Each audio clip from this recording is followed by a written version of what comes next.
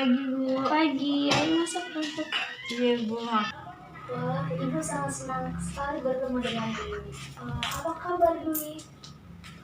Alhamdulillah baik Bu. Alhamdulillah baik kalau begitu. Kalau boleh tahu, apakah Dwi kesini atas dasar keinginan sendiri? Iya Bu, saya kesini atas dasar kemauan saya sendiri. Sangat senang sekali saya mendengarnya. Lalu apakah Dwi sudah mengetahui sebelumnya proses konseling individual ini? Belum Bu, saya belum mengetahui. Baiklah, kalau begitu saya izin memberikan penjelasan terlebih dahulu ya mengenai proses konseling individual yang akan kita lakukan ini. Proses konseling individual adalah proses pemberian saran, yaitu dalam hal profesional yang dilakukan oleh seorang konselor kepada konseli. Apakah sudah paham sampai sini? Iya Bu, sudah paham. Baik, di sini itu nanti saya itu akan bertugas sebagai konselor dan Mbak Dwi nanti akan menjadi konseli yang mana nanti Mbak Dwi akan menjelaskan gitu permasalahan yang Mbak Dwi rasakan gitu tuh. Dan tujuan dari konseling ini nanti kita bersama-sama akan menuntaskan gitu permasalahan yang Mbak Dwi rasakan sekarang ini. Nah, salah satu tujuan dari konseling individual yang akan kita lakukan ini adalah memandirikan klien gitu tuh. Nanti Mbak Dwi akan saya ajak aktif juga gitu tuh, karena di sini kan permasalahannya dari Mbak Dwi gitu. Jadi kita bersama-sama dalam menyelesaikan masalah yang akan Mbak Dwi ceritakan. Nah, salah satu tujuan dari proses konseling individual ini juga adalah memandirikan klien gitu tuh. Nanti akan saya ajak gitu tuh Mbak Dwi untuk aktif dalam kita juga bersama-sama dalam hal ini dalam menuntaskan permasalahan yang akan Mbak Dwi ceritakan gitu tuh masalahnya. Iya Bu, tapi saya minta sama Ibu kalau masalah ini jangan sampai ada yang tahu karena ini masalah pribadi saya. Mbak Dwi tidak usah khawatir. Proses konseling individual ini juga ada beberapa asas yang akan kita jaga dan kita patuhi gitu, terutama bagi saya sendiri sebagai konselor. Salah satunya asas kerahasiaan. Apapun nanti permasalahan yang Mbak Dwi ceritakan kepada saya, insya Allah nanti saya akan jaga gitu tuh, karena itu salah satu dari tata tertib ketika kita melakukan proses konseling individual ini. Dari Mbak Dwinya juga harus sukarelawan gitu tuh untuk menceritakan permasalahan yang Mbak Dwi permasalahkan di sini. Sebelumnya apakah Mbak Dwi sukarela untuk menceritakan permasalahan dari Mbak Dwi sendiri? Iya Bu, saya sukarela. Alhamdulillah. Nah, selanjutnya Dwi ada juga atas keterbukaan gitu. Jadi dalam hal ini Dwi akan menceritakan permasalahan Dwi itu secara terbuka gitu tuh. Dan terus nanti saya juga sebagai konselor akan memberikan gitu tuh nasihat dalam menuntaskan permasalahan ini. Dan dalam hal ini adapun nanti untuk penyelesaian akhirnya Mbak Dwi akan menerima saran atau nasihat dari saya ataupun tidak, itu terserah dari Mbak Dwi sendiri. Sudah sejauh ini apakah Mbak Dwi sudah paham? Iya Bu, saya sudah memahami. Oke. Mungkin Dwi relax aja ya, nggak usah tegang. Tapi kalau dilihat-lihat Dwi ini kayak tidak merasa relax gitu. Kenapa begitu? Entah Bu, saya sekarang merasa sedih dan bingung. Ibu bisa merasakan apa yang yang Dwi rasakan saat itu? Bisa langsung diceritakan apa yang ada di hati Dwi sekarang ini? Iya Bu, dengan senang hati saya akan menceritakan masalah apa yang saya alami Bu. Baiklah, kalau begitu Ibu mau mendengarkan apa yang sedang dirasakan sekarang ini. Jadi begini Bu, saya merasa bingung dan sedih. Mengapa ketika saya di depan teman-teman saat sedang presentasi, saya merasa sangat gugup, dan ketika dosen memberikan pertanyaan kepada saya belum bisa menjawabnya. Akan tetapi di hati saya sudah ingin berbicara ingin berbicara dan menjawab pertanyaan dari dosen tersebut. Jelaskan lebih jauh tentang perasaan tidak enak yang dirasakan saat di kelas. Jadi begini Bu, ketika saya di kelas, saya merasa tidak percaya diri dan gemetar, gugup di hadapan teman-teman. Apalagi saat saya sedang presentasi dan ketika dosen memberikan pertanyaan kepada saya Bu.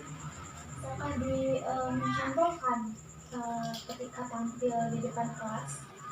Baik Bu.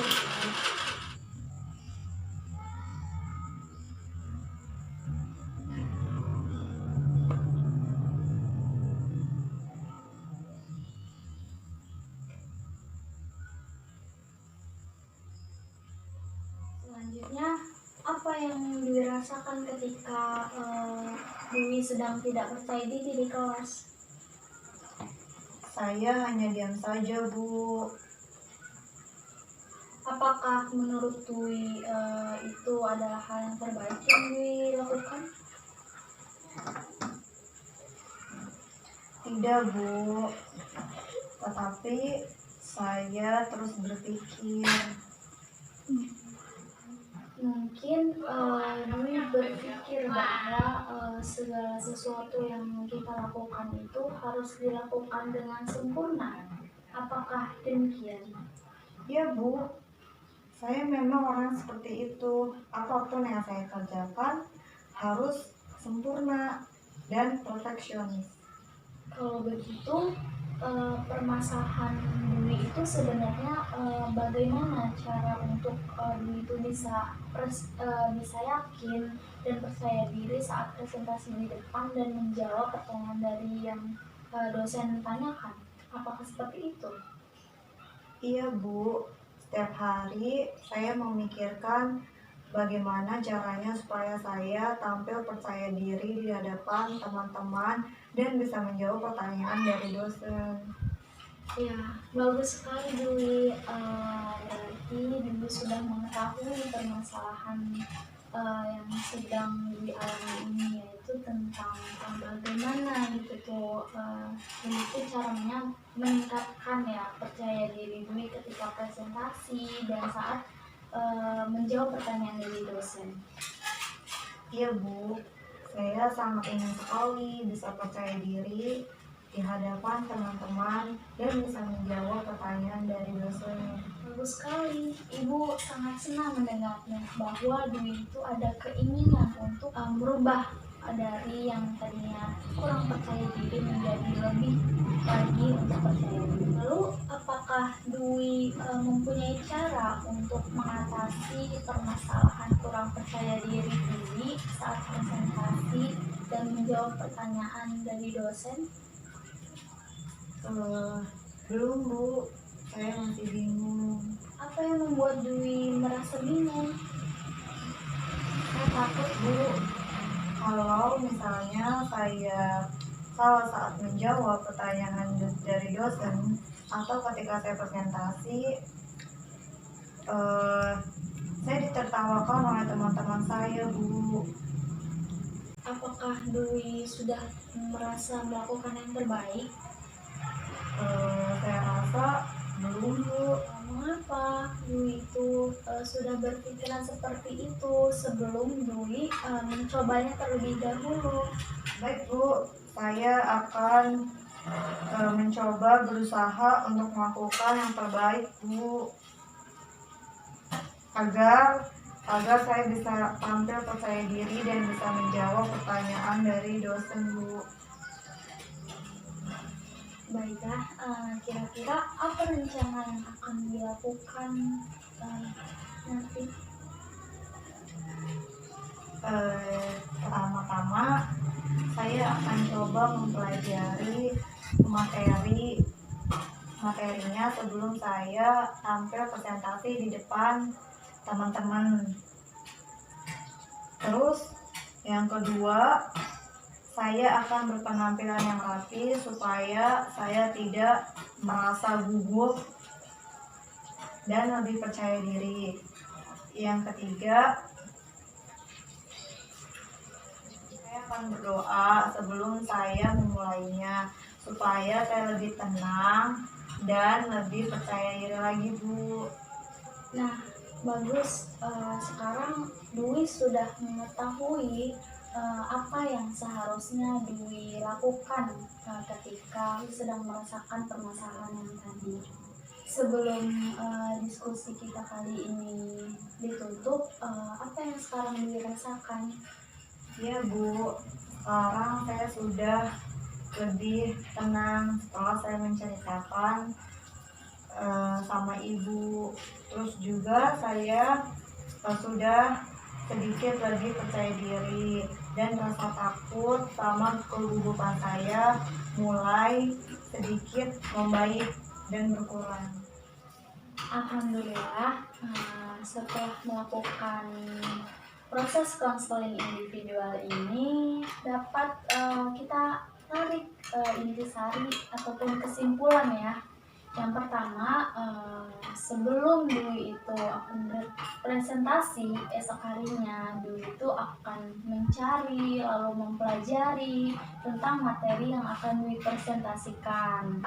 Yang kedua, Dwi akan penampilan rapi sehingga saat nanti presentasi itu akan tampil lebih percaya diri. Dan yang ketiga, sebelum melakukan semua itu, Dwi harus terutama berdoa agar semua yang akan dilakukan itu berjalan dengan lancar. Apakah Dwi yakin akan melakukan hal tersebut? Iya Bu, saya yakin. Apakah ada yang ingin diceritakan lagi? Iya Bu, saya rasa sudah cukup. Baiklah, mungkin kita tutup proses konseling individual ini. Saran yang tadi sudah saya sempat berikan kepada Mbak Dwi itu kembali lagi kepada Mbak Dwi untuk bisa menerimanya dan melakukannya atau tidak. Selanjutnya saya ucapkan terima kasih kepada Mbak Dwi dan semoga kita bisa bertemu di lain kesempatan dan dengan keceriaan yang Mbak Dwi akan rasakan. Amin. Iya Bu, sama-sama.